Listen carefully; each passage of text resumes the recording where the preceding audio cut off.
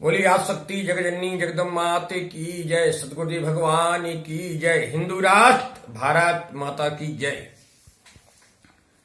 अभी कुछ समय से ब्रजमंडल के एक कथित कथा तथा कथाचार्य कथावाचक ने हमारे गुरुदेव के इस चिंतन पर उंगलियां उठाई हैं, कटाक्ष किया है, अभद्र भाषा का प्रयोग किया है जो पूर्णतः गलत एवं असत्य है। उस कथावाचक ने यह नहीं सोचा कि मैं कहाँ निवास करता हूं। ब्रजमंडल की भाषा मनमोहक भाषा, प्यारे शब्द थे। अगर आपको यह महसूस होता था कि ये शब्द गलत है तो आपको चर्चा करना चाहिए थी कि आपने आज शक्ति का दर्शन किया है, तो आप कह बोल देते कि मैंने भी राधा का दर्शन किया है। तो ये एक सामंजस्य वाली बात हो जाती धर्म की। लेकिन तुमने गुरुवर को ही नहीं समझा। हमारे सदगुरुदेव भगवान धर्म शिक्षा के साथ साथ राष्ट्र रक्षा की भी शिक्षा देते हैं, क्योंकि कहते हैं कि धर्म तभी सुरक्षित है जब राष्ट्र सुरक्षित है। अतः जैसे कोई मेरे सामने से गुजर रहा है और मैं उससे कहूं सीता सीता सीता सीता, तो वो कहेगा भैया सीताराम बोलिए ना, पूरा शब्द बोलिए। क्यों? सीता का तो जीवन शुरू से लेके आखिरी तक समाज कल्याण के लिए, धर्म रक्षा के लिए, दानवों के विनाश के लिए ही उनका जीवन पूरा समर्पित रहा है। लेकिन उनका नाम राम के साथ जुड़ा हुआ है, तो एक मंत्र बन जाता है सीताराम सीताराम। इसी तरह राधा का नाम भी कृष्ण के साथ जुड़ा हुआ है। राधा कृष्ण कृष्ण राधा छवियां भी हर मंदिर में इसी तरह रखी गई हैं। परंतु एक खारे सागर, धूर्त, चमगादड़, छछूंदर, नंबर 1 का नालायक, या तो तू दुराचरण की औलाद है या तू स्वयं दुराचारी है। तो तूने सत्य को नहीं समझा। चमगादड़ को उजाला समझ में नहीं आता।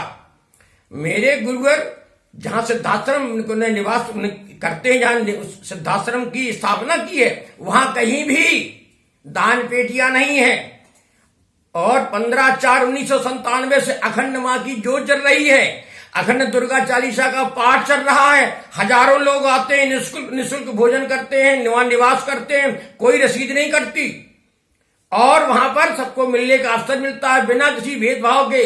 ऐसे गुरुवर पे तूने उंगली उठाई है जिसने करोड़ों लोगों को नशा मुक्त बनाया है, जो कह रहे हैं कि मैंने देखा है, मैंने समझा है कि धर्म की रक्षा तभी हो सकती है जब साधना के साथ साथ संघर्ष की भी क्षमता व्यक्ति के अंदर जागृत हो।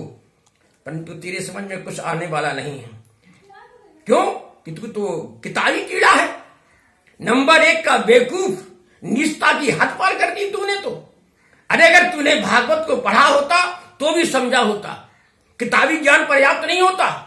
गुरुवर की कृपा से मैंने बहुत कुछ सदग्रंथों का अध्ययन किया है। क्या तूने मनुस्मृति पढ़ी है? कितने अध्याय हैं मनुस्मृति में? मनुस्मृति में कितने दो श्लोक हैं? तू जानता है कुछ?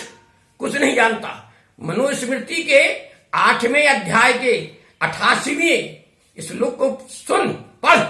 ये चारों वर्ण जो उस समय थे, उन चारों वर्णों का कर्तव्य है कि वह अपनी आय के साथ साथ, अपने धर्म आचरण के साथ साथ देश की सुरक्षा के लिए भी तत्पर रहें। लेकिन तू तो आधा अधूरा ज्ञान लेकर, वहां कितने कथावाचक हैं, कितने महान संत हैं ब्रजभूमि में, वह लगातार साधना भक्ति करते हुए जानते हैं कि गुरुवर ने कहा वो सत्य है कि ये सब अंश अवतार है। एक निश्चित समय के लिए आए, निश्चित समय के बाद कार्य करने के बाद प्रस्थान कर गए। चाहे राम का अवतार हो, सीता जी का अवतार हो, कृष्ण का अवतार हो, चाहे रुक्मणी जी हो, चाहे राधा जी हो। यह एक विस्तृत जानकारी हम वहां तक कहां, अभी तो हम वर्तमान देख लें। इस समय संघर्ष की स्थिति है। अबे धूर्त, तुझे नहीं दिखाई देता?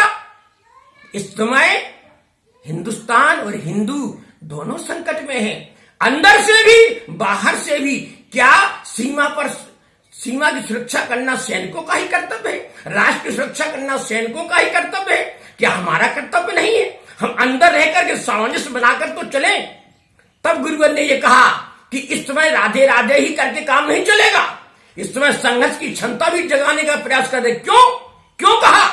क्योंकि आप वाचक हैं, वो बुद्धिमान है, बुद्धिजीवी है, संत है, सन्यासी है, समर्पित है, उनके साथ हजारों लाखों लोग जुड़े हुए हैं। अगर उनमें से कुछ कथावाचक केवल कथावाचकों में राधे राधे के गान करा करके नृत्य कराते रहेंगे तो लोगों के अंदर संघर्ष की क्षमता पैदा नहीं होगी।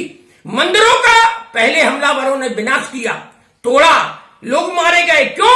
कि उस समय भी यही व्यवस्था लागू रही होगी कि तुम तो केवल आओ, मेरी बातें सुनो। तो जब हमलावर आया तो लोगों ने, वहां के निवासियों ने कहा, पुजारियों ने कहा, अभी ये हमलावर मंदिर में घुसेगा तो वो जो हमारे भगवान जी बैठे हुए, जो हमारे आराध्य बैठे हैं, इनकी आंखें फोड़ देंगे, हाथ पैर तोड़ देंगे। इसलिए सब दूर दूर रहे और वो उन्होंने विनाश किया वहां पर।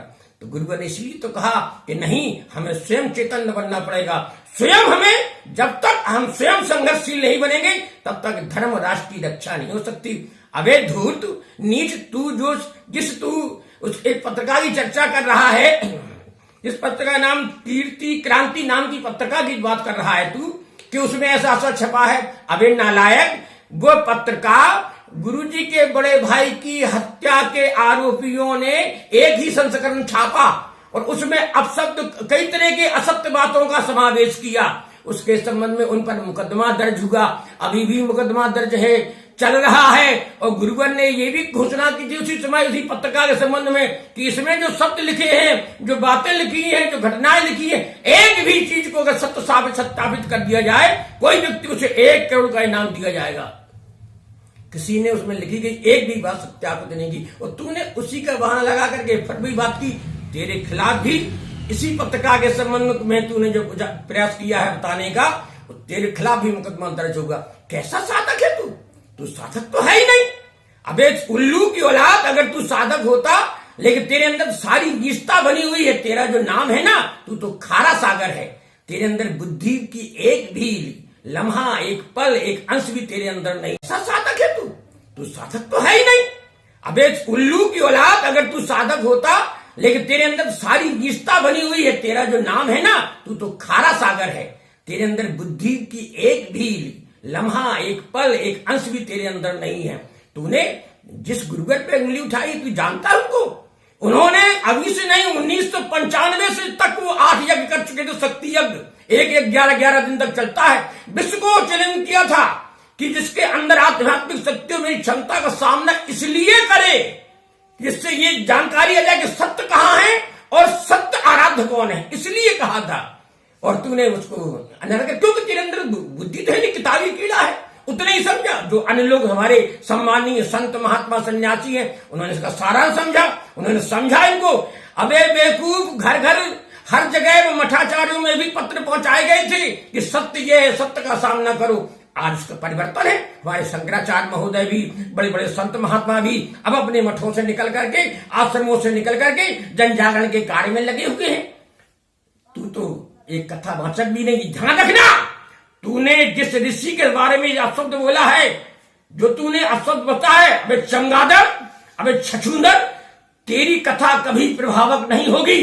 तू समाज में कभी परिवर्तन डाल नहीं सकता। याद रखना, तेरी सारी उम्र, जिंदगी भर तू भीख मांग कर गुजारा करेगा। ये बात ध्यान रखना, क्योंकि तू जिसके बारे में कुछ पता ही नहीं, तेरे कुछ पता नहीं। अरे राधे राधे है तो कृष्णा तो साथ में है। राधा हमारी ब्रज की मूर्ति रही है, लेकिन सम्माननीय है, आदरणीय है, श्रद्धेय है। लेकिन केवल उन्हीं के स्मरण करने से सब कुछ हो जाए तो लोग संघर्षशील नहीं बनेंगे। उसमें कृष्ण का भी नाम जुड़ा होना चाहिए। राधे कृष्णा उसमें जुड़ा। राधा कृष्ण गोविंद जय जय, गोविंद जय जय मेरो गोपाल जय जय, राधा कृष्ण मेरो गोविंद जय जय, राधा कृष्ण मेरो गोविंद जय जय। प्यारे प्यारे भजन ने गीता का ज्ञान दिया। कृष्ण भगवान ने गीता का क्यों ज्ञान दिया? कृष्ण भगवान ने कभी कहा कि नहीं तुम मुझे मत जपना? कभी कहा गीता में कि मुझे मत जपो, तुम केवल राधे को जपो? उन्होंने कहा नहीं, कर्म करो और साधना भक्ति करो, तब तुम इस जीवन रूपी संग्राम से विजय प्राप्त कर सकते हो। आपको तो बहुत ज्ञान समाज को देना चाहिए, लेकिन नहीं, तूने तो निजता की सारे हदें पार कर दी और निश्चित ही तुझे प्रकट सत्ता के द्वारा वो दंड अवश्य प्राप्त होगा। कुदरत तुझे वो दंड अवश्य देगी। तूने जिस ब्रजभूमि से ये बात उठाई है, अन्य लोगों ने तो ये साबित होता है तो उस ब्रजभूमि में रहने के लायक ही नहीं, ना तूने उस ब्रजभूमि से शिक्षा प्राप्त की है। वह ब्रजभूमि एक महान तीर्थ है, जहां पर संतों का समावेश होता है, जहां पर सत्य ज्ञान की चर्चा होती है, प्रेम वात्सल्य की प्रतिमूर्ति वह ब्रजभूमि। वहां से तुझे से धूर्त वहां बैठ करके बात करते हैं। अबे नालायक, तुझे और तेरी पीढ़ियों को कभी क्षमा याचना प्राप्त नहीं होगी।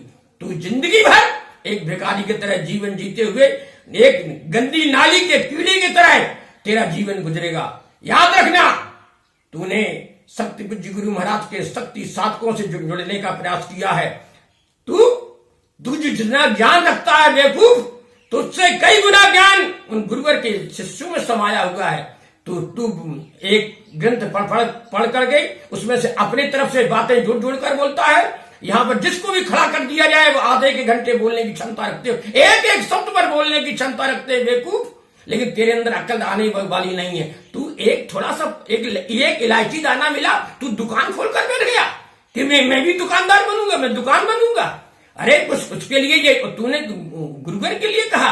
अरे उनके शिष्यों में 8-8, 10-10 घंटे रीढ़ की हड्डी सीधी करके बैठने की क्षमता है। कितने लाखों लोगों में 8-8, 10-10 घंटा ये रीढ़ की हड्डी सीधी करके बैठने की क्षमता है। 4-4, 6-6 दिन व्रत उपवास रखने की क्षमता है। समाज के लिए, देश के लिए काम करने की क्षमता है। अतः तेरे लिए शब्द यही काफी है कि तू सुधर जा और अपना प्रायश्चित कर, वरना तेरा विनाश प्रगट सत्ता के निर्देशन पर सुनिश्चित है। जय माता की, जय गुरुवर की।